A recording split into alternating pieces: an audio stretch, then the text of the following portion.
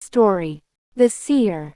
Adele Bryce was born in Belgium to Lambert and Catherine Bryce on January 30, 1831.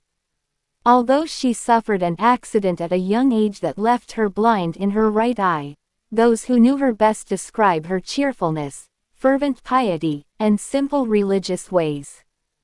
Upon receiving her first Holy Communion, Adele and a few close friends promised the Blessed Virgin Mary that they would devote their lives to becoming religious teaching sisters in Belgium.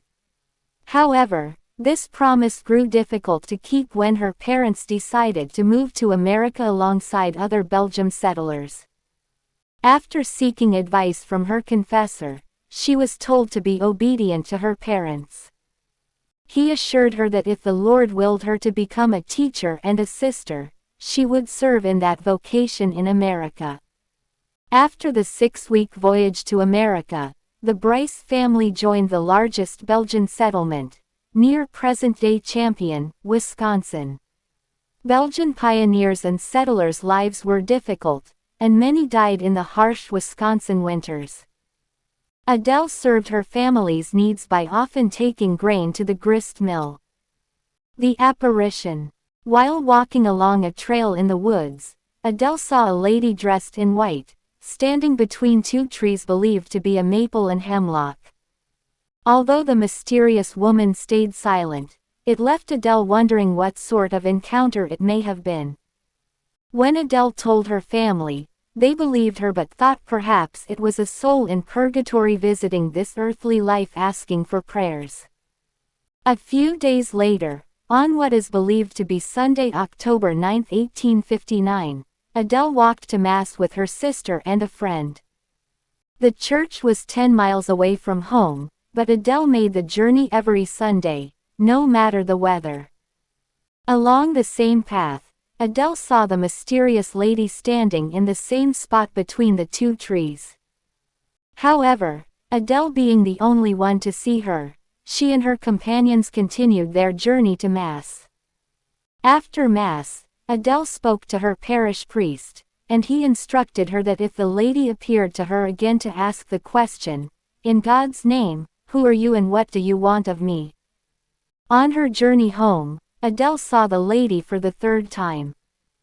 As she and her companions approached the hallowed spot, Adele could see the beautiful lady, clothed in dazzling white, with a yellow sash around her waist. Her dress fell to her feet in graceful folds. She had a crown of stars around her head, and her long golden wavy hair fell loosely over her shoulders.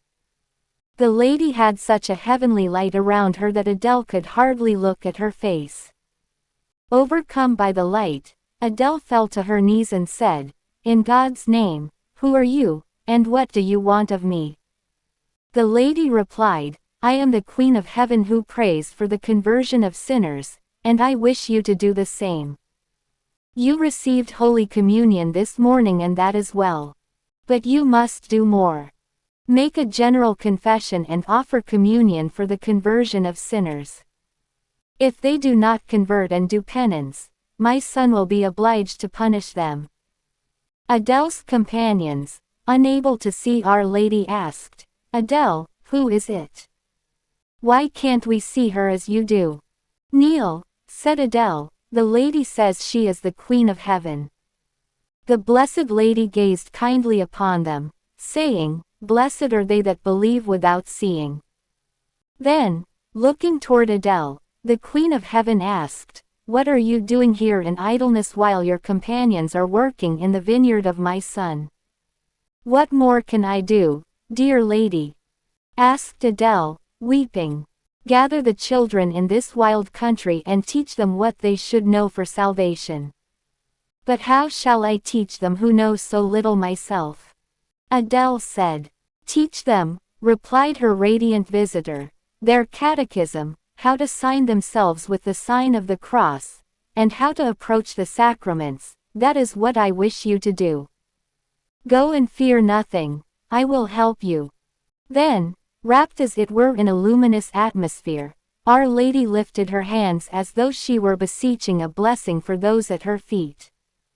Slowly, she vanished from sight, leaving Adele overwhelmed and prostrated on the ground. This was the simple beginning of Adele's mission to become a teacher for the Lord and the Blessed Lady. Go and fear nothing. The mission. After the apparitions and following Mary's instruction, Adele would venture as far as 50 miles to teach the children. She was undeterred by weather, fatigue, or ridicule and would go from home to home offering to do household chores in exchange for the privilege of teaching the children their catechism. Adele's father built a small family chapel soon after the apparitions. After several years of teaching alone, Adele gathered around her other women who would assist her teaching mission. They were blessed with much support, not only financially, but by the men and women who stepped forward to build a convent, school, and a larger wooden chapel on the grounds to accommodate the faithful in 1861. The words, Notre Dame de Bon Secours, Prise pour nous, was inscribed over the chapel's entrance, translated as, Our Lady of Good Help, pray for us. However, Adele's mission was found to be very difficult at times. Adele and her sisters often did not know from where their next meal would come. Adele would gather